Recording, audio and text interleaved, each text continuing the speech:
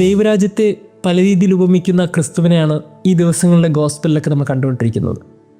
അതിൻ്റെ തുടർച്ചയാണെന്ന് ഇന്ന് യേശു ദൈവരാജ്യത്തെ പറയുന്നത് എങ്ങനെയാണ്?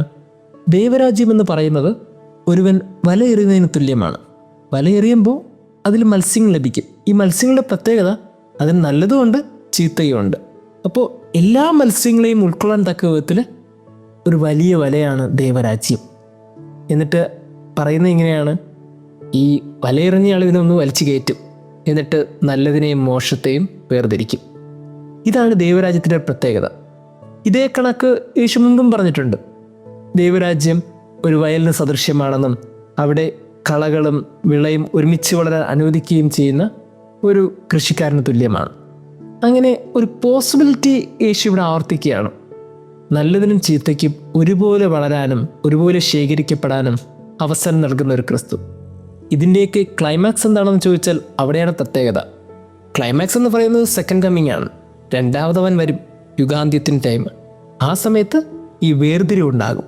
കൃത്യമായി നല്ലതിന് നല്ലതെന്നും ചീത്തയായതിന് ചീത്തയായതെന്നും വേർതിരിക്കുന്ന സമയം. പ്രിയമുള്ളവരെ, നമ്മൾ ഓരോരുത്തരും ചിന്തിക്കേണ്ട ഒരു കാര്യം ഇതാണ്. ക്രിസ്തുവിൻ്റെ ഹൃദയം വലിപ്പമുള്ളതാണ്. ആ ഹൃദയത്തിൽ എല്ലാവർക്കും ഇടമുണ്ട്. അവൻ്റെ സ്നേഹത്തിൽ എല്ലാവർക്കും അവകാശമുണ്ട്. ഉറ്റിക്കൊടുക്കാൻ പോകുന്നവനും തള്ളിപ്പറയാൻ പോകുന്നവനും ഓടി ഒളിക്കാൻ പോകുന്നവനും എല്ലാവർക്കും അവൻ്റെ അത്താഴമേശയിൽ ഇടമുണ്ടായിരുന്നു. അതേ കണക്ക് വചനത്തിൽ പറയുന്നില്ലേ, ദുഷ്ടൻ്റെയും ശിഷ്ടൻ്റെയും ഒരുപോലെ മഴ പെയ്യ്ക്കുന്ന ഒരു ദൈവം. അങ്ങനെ ദൈവത്തിൻ്റെ പ്രത്യേകത അതാണ്. എല്ലാവരെയും ഒരുപോലെ സ്നേഹിക്കുന്നു, ഒരുപോലെ കരുണ കൊണ്ട് കാത്തുപാലിക്കുന്നു. പക്ഷെ ഇങ്ങനെയൊക്കെ ആയിരിക്കുമ്പോഴും നമ്മൾ ഏതാണ് ചൂസ് ചെയ്തുകൊണ്ടിരിക്കുന്നത്? അതാണ് പ്രത്യേകത. നല്ല മത്സ്യമാകാനാണോ ചീത്ത മത്സ്യമാകാനാണോ നമ്മളൊക്കെ ആഗ്രഹിക്കുന്നത്? വിളയാകാനാണോ കളയാകാനാണോ നമ്മളൊക്കെ ആഗ്രഹിക്കുന്നത്? കൂടെ ഇരിക്കുന്നു എന്നതിൻ്റെ അർത്ഥം എല്ലാവരും നല്ലതെന്നല്ല.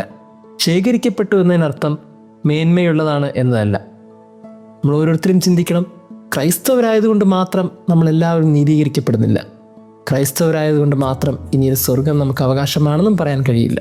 എന്തുമാത്രം നീതിയോടെ നമ്മളൊക്കെ ജീവിക്കുന്നുണ്ട്, എന്തുമാത്രം നന്മ കൊണ്ട് നമ്മൾ ജീവിക്കുന്നുണ്ട്. ഈ ചോദ്യത്തിൻ്റെ ഉത്തരമാണ് നമുക്കെല്ലാവർക്കും കാത്തിരിക്കുന്ന ഒരു സ്വർഗം. കാത്തിരിക്കുന്ന ഒരു സ്വർഗത്തെ നഷ്ടപ്പെടുത്താതെ കുറച്ചും കൂടി സന്തോഷത്തോടെ ഈ ഭൂമിയിൽ നന്മ ചെയ്ത് ജീവിക്കാൻ എന്തുകൊണ്ടാണ് നമുക്ക് മടിക്കുന്നത്? ദൈവം നമ്മെ അനുഗ്രഹിക്കട്ടെ.